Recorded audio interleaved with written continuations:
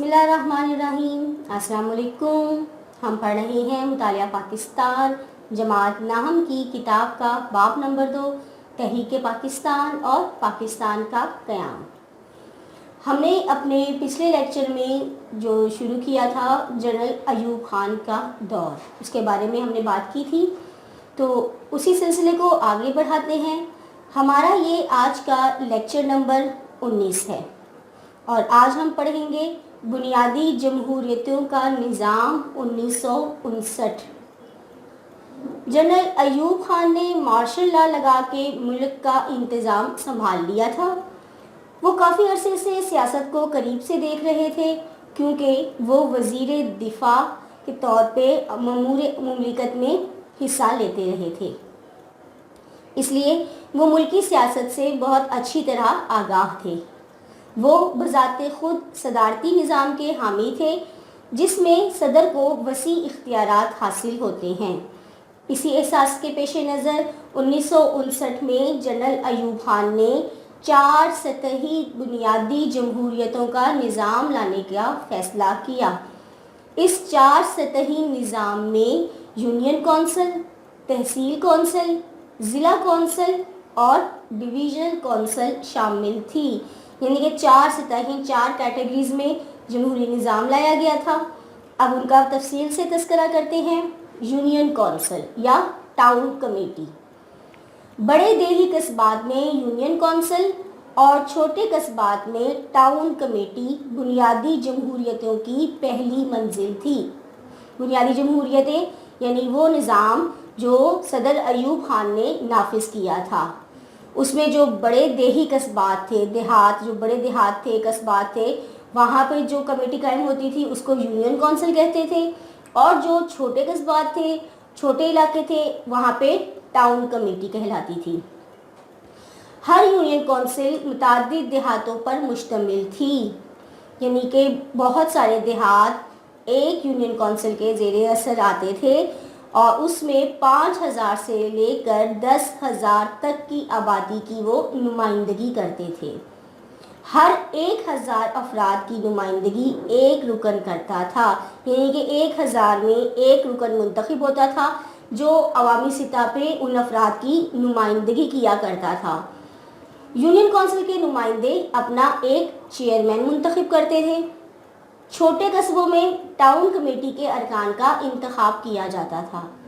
हर union council और town committee अपने इलाके में इज्तमाई तरक्की के फ़राइज़ सर अंजाम देती थी।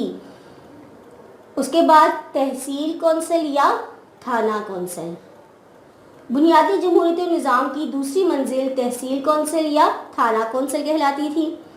मगरबी पाकिस्तान में तहसील कौंसिल का चेयरमैन तहसीलदार होता था, यानी कि जो तहसील कौंसिल का चेयरमैन होता था उसको तहसीलदार कहते थे। तहसील में शामिल तमाम यूनियन कौंसिलों के चेयरमैन तहसील कौंसिल के अराकीन हुआ करते थे। इस तरह मशरक़ी पाकिस्तान में हर थाना कौंसिल के तमाम यूनियन कौंसिलों और कस्बात की टाउन कमेटियों के चेयरमैनों पे मुश्तमिल होती थी और उसका चेयरमैन सब डिविजनल ऑफिसर होता था।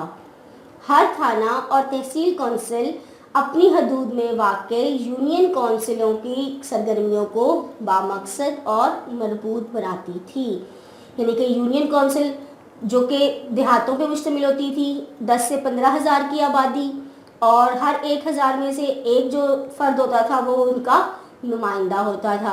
और फिर जब तहसील कौंसिल आती थी तो तहसील कौंसिल का जो नाइब होता था वो तहसीलदार कहलाता था, और उनका काम क्या होता था कि वो जो टाउन कमेटी और जो यूनियन कौंसिल है उनके मसले मसाइल को उजागर करना, उनकी चेयरमैनशिप, उनके मसाइल को अवामी सतह पे उजागर करना, उनके चेयरमैन हुआ करते थे, और उनका जो चेयरमैन होता था वो सब डिविजनल ऑफिसर होता था।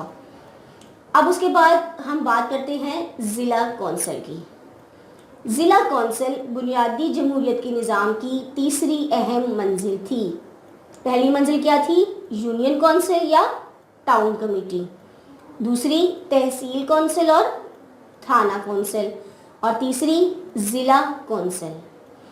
ज़िला कौंसिल तीसरी अहम मंजिल थी। یہ ضلع بھر کی یونین کونسلوں، ٹاؤن کمیٹیوں اور یونین کمیٹیوں کے منتخب چیئرمینوں، میونسپل کمیٹی کے چیئرمینوں اور کنٹونمنٹ بورڈ کے نائب صدر اور سرکاری افسران پہ مشتمل تھی.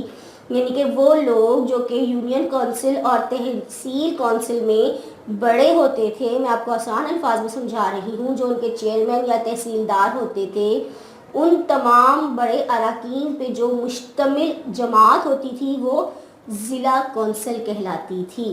ہر ضلع کونسل کے نصف اراکین جو تھے وہ نامزد کردہ ہوتے تھے. ضلع کا ڈپٹی کمشنر یا کلیکٹر ضلع کونسل کا چیئرمین ہوتا تھا. اور اس کے بعد جو چوتھی سطحی کونسل تھی وہ تھی ڈویژنل کونسل. ڈویژنل کونسل بنیادی جمہوریت کے نظام کی آخری منزل تھی. ہر ڈویژنل کونسل سرکاری اور منتخب اراکین پر مشتمل ہوتی تھی. سرکاری یعنی کہ جن کو سرکار نامزد کر دیتی تھی، اور منتخب جن کا انتخاب عوام کیا کرتی تھی. ڈسٹرکٹ کونسلوں کے چیئرمین بلحاظ عہدہ ڈویژنل کونسل کے رکن ہوتے تھے. ڈویژنل کمشنر بلحاظ عہدہ ڈویژنل کونسل کا چیئرمین ہوتا تھا. اور یہ ڈویژنل کونسل اپنے ماتحت کنٹونمنٹ بورڈ اور مقامی اداروں کی سرگرمیوں میں روابط پیدا کرتی تھی، ڈویژن کے لیے ترقیاتی اسکیمیں مرتب کرتی تھی اور حکومت کی جاری کردہ ہدایات پر عمل کرتی تھی. اب ہم بات کرتے ہیں اس نظام کی افادیت کی. اس نظام کا مقصد عوامی سطح پہ لوگوں کے مسائل حل کرنا تھا. اس نظام میں گاؤں اور محلے کی سطح پہ عوامی نمائندوں کا انتخاب کیا جاتا تھا. یہ عوامی نمائندے اپنے علاقے کے مسائل سے بخوبی آگاہ ہوتے تھے اور عوام کو جواب دہ بھی ہوتے تھے. اس نظام کے قیام سے لوگوں کی بنیادی مسائل کی طرف توجہ گئی اور ان کے سماجی اور فلاحی بہبود کے منصوبے شروع ہو گئے. جنرل ایوب نے بنیادی جمہوریتوں کے نظام کا حکم نامہ 26 اکتوبر 1959 کو جاری کیا، جس کے نتیجے میں دسمبر 1949 اور جنوری 1960 میں ملک میں انتخابات ہوئے، جن میں 80,000 نمائندوں کو منتخب کیا گیا. فروری 1960 میں ان نمائندوں نے جنرل ایوب خان پر اعتماد کا اظہار کیا. اس طرح 17 فروری 1960 کو جنرل ایوب خان نے صدر پاکستان کی حیثیت سے حلف اٹھا لیا. یہ تو تھا ہمارا لیکچر نمبر 19. اس کے بعد انشاءاللہ تعالی ہم اگلے لیکچر میں اگلے آنے والے ٹاپکس کو زیر بحث لائیں گے. اس وقت تک کے لیے اللہ حافظ.